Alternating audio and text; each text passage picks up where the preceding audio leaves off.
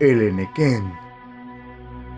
Un agave que, a simple vista, solo parece una planta cualquiera, pero que hace muchos años era más que solo eso para toda una península, al grado que se le consideraba como una especie de oro, llamándolo así como oro verde.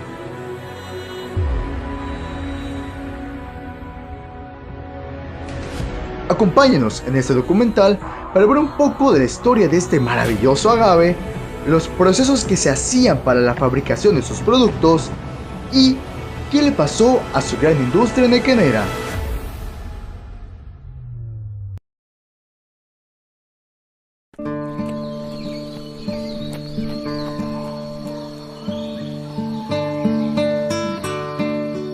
Me gusta mucho hablar sobre la historia de Yucatán porque es algo que me representa. Desde muy pequeña mi abuelita, cada vez que ella llegaba, nunca me contaba como un cuento antes de dormir. Ella siempre me contaba lo que ella había vivido cuando ella era joven, cuando era niña. Ella me contaba cosas que podía leer también en los libros. O sea, era como que prácticamente leía lo que, pensando que mi abuelita pudo haber visto esto, mi abuelita pudo haber vivido esto. Entonces de ahí me nace también el amor a la historia. Sabía que era algo que me representaba, tanto a mí como mis raíces, como mis antepasados. Es algo que me conectaba directamente con mi familia yucateca. El enequén es un agave. De sus hojas, de cada una de las hojas se extrae fibra resistente. Mayormente se utilizaba para hacer cuerdas de barcos, por eso tuvo tanto auge económico. Ese auge económico de toda la industria enequenera, que era prácticamente dueño de Yucatán, duró en su mero apogeo 100 años. Un aproximado entre 1850 a 1950, en la época del Porfiriato. Fue tanto el auge económico que tuvieron los hacendados, porque eran los encargados de exportar a todas partes del mundo, que fueron inmensamente ricos, a tal grado de construir sus haciendas, que en sí las haciendas eran como sus pequeñas casas de campo. Ellos no habitaban ahí, era prácticamente una oficina. Llegaban de vez en cuando, vigilaban la industria enequenera y se regresaban para sus casas, que era en el Paseo de Montejo. El enequén se descubrió prácticamente por los mayas. Los mayas son los primeros pobladores que utilizaron el enequén como herramienta. Elaboraban sandalias, se les conoce como tabichaná. Elaboraron una cuerda para que se amarre todo el pie y su suela era elaborada con 4 capas de piel de venado. También ellos elaboraban sus mochilas, que se conoce como mecapal. Ese mecapal, a diferencia de nosotros que lo cargamos ya sea en el hombro, en el brazo o en la espalda, ellos cargaban el mecapal por la frente y dejaban caer todo el peso por detrás. Incluso de la hoja, en la punta, hay una aguja bastante afilada. Y esa aguja la utilizaban para hacer lanzas, para cazar animales, incluso para coserse incluso las pieles. O sea, todo el enequén lo utilizaban. Para hacer su primera cosecha necesitamos a que crezca 7 años. Y en sus 25 años de vida, que es lo que suele vivir una planta de enequén, nos da aproximadamente 360 hojas. Y para elaborar una paca como la que tenemos a un costado, necesitamos aproximadamente entre 7,000 a 10,000 hojas para elaborar una paca como esta. Y al finalizar su ciclo de vida, mientras más hojas se le corten alrededor, más tronco tenemos. Y mientras más tronco o más piña, más bebida alcohólica, porque el enequén se extrae una bebida alcohólica, se llama sisal. ¿Por qué se le llama sisal? Porque cuando ellos exportaban a través de barcos y el barco provenía del puerto yucateco Sisal. Al llegar a su destino, se descargaba las pacas del enequén y en cada una de ellas, al igual que en el barco, había una placa enorme que decía sisal. Los compradores lo confundían como el nombre del producto, es decir, el nombre de la fibra. Sin embargo, era el nombre del puerto de donde provenía. Por eso, mundialmente, a la fibra del enequén también se le conoce como fibra sisal, por esa confusión que se dio. ¿Usted cómo aprendió a hacer sogas a partir del sosquil? Una muchacha me agarraba las manos, yo aprendí a hilar, me abrazaba y me agarraba, para yo aprenda. Me dice, ojalá que aprendas rápido para que me ayudes, yo de trabajar, dice. Y aprendí y la salvé así. Y me quedé 8 años con don Fidel, y luego pasé con don Guillermo 8 años. Y puro de esas sogas. Y es cuando me independicé. ¿Usted vendía mucha soga de sosquil hecha a base de enequén? Vendía mucho. No hay a Valladolid. Ahí está en los En las escaleras del ferrocarril llevaba yo las pacas, porque me piden pacas para allá, para hacer Mecapales, Tizimín, Valladolid. Cuando me lo piden, todo de todo.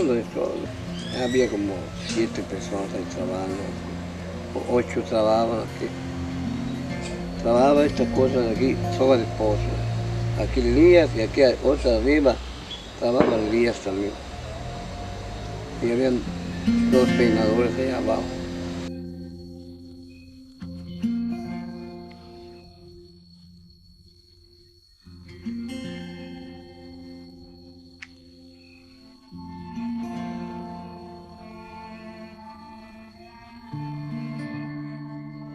En ese tiempo vendí aproximadamente como 5.000 semanales. Vendía, o iba yo pacas, pues me rendía más. De volar llenas, o sea, ganas más, porque por eso es que me lo daban a 8 euros, vendía yo a 10, a 11 pesos el kilo, en transporte y toda esa cosa. Y así las sogas y todo eso. Y llenaba la camioneta de sogas. Semanal.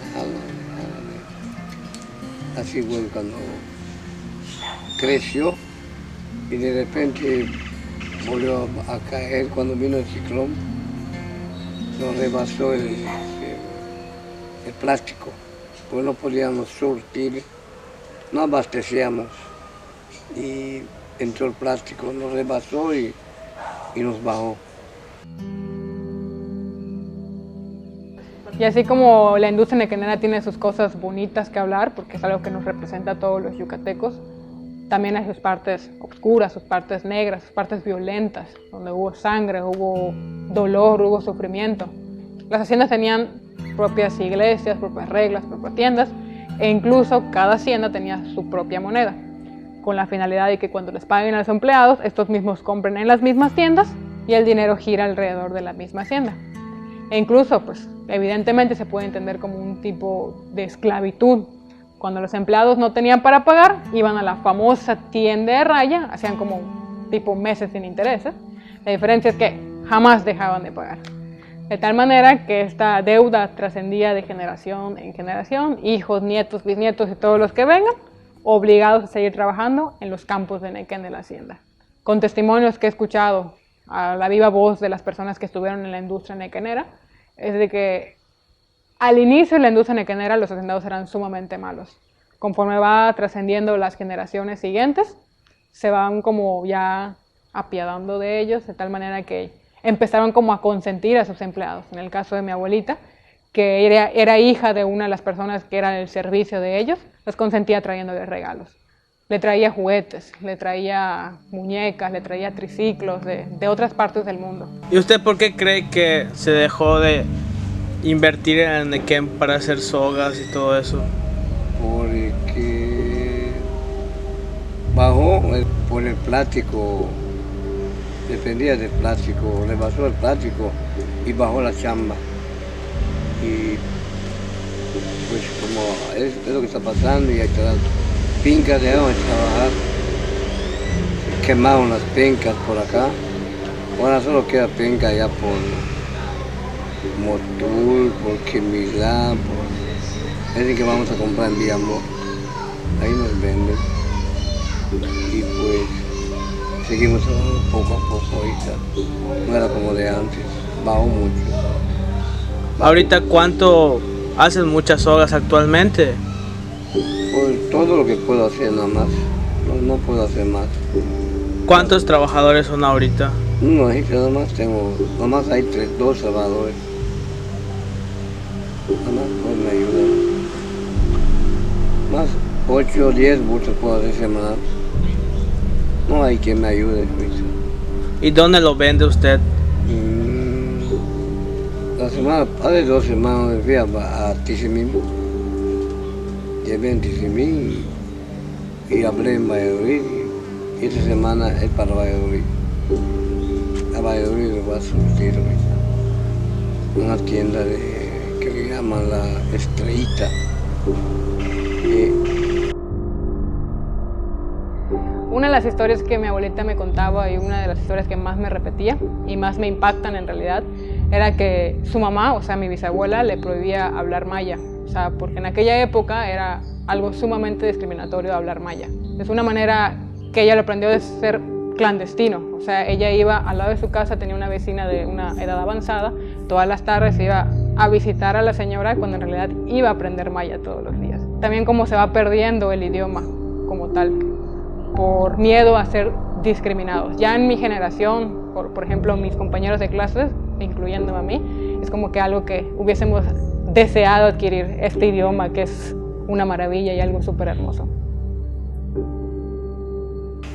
¿Y usted quisiera que el enequén vuelva a ser importante en Yucatán? Ojalá que es bueno si pudiera, pero mucha gente está acaparando los pedazos de tierra donde había enequén que se acabaron, los quemaron. Y pues acá es difícil que vuelva a componerse, que crezca la penca otra vez por acá. Está muy difícil. ¿Usted cree que muchos se quedaron sin trabajo cuando...? No, bastante. Se fueron a trabajar al Maní de Mérida, en otro lado. Ya no hay penca por acá. Tenemos que salir a comprar. Aquí en Quichicundo todavía se sigue trabajando. Digo, raspando la penca. ¿Usted sintió coraje o molestia cuando se acabó todo el enequén? ¿Se sintió triste o molesto? Pues tanto no, porque como tenemos la cabaña y nos dedicamos allá, como 10 años de trabajar. Y nos estamos dedicados allá en que mejor dicho, murió la cabaña y tuve que ver qué hacer. Y como esos cabos me esperan, y sigue saliendo la chamba, pues fácil. De acuerdo a mi movimiento, así me piden también. Ya no le piden mucho. Ya no piden mucho trabajo, pero cada 2 semanas un pedido, cada 2 semanas un pedido. Mientras lo hago, pues, cuando yo lleve ya otro pedido a otro lado.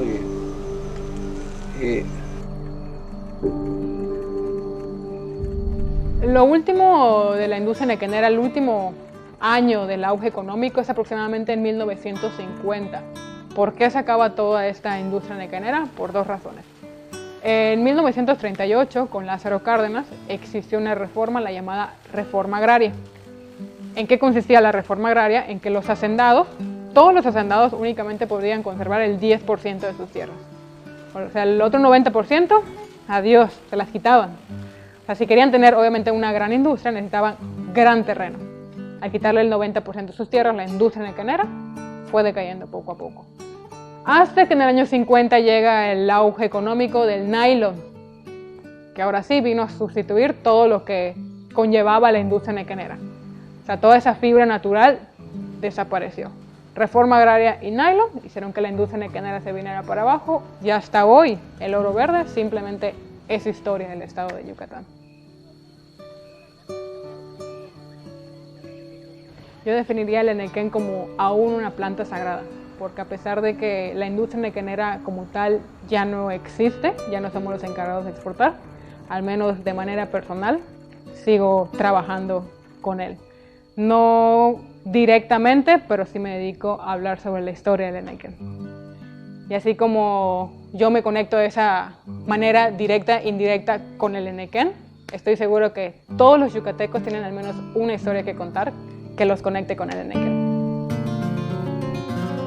Tierra, agua y trabajo duro de decenas de personas eran elementos esenciales para crear todos los productos provenientes de este maravilloso agave. Pero que, por desgracia, hoy en día está casi extinta su industria, y a pesar de ello, o los años que han pasado, se sigue recordando y preservando como patrimonio cultural de nuestro amado Yucatán.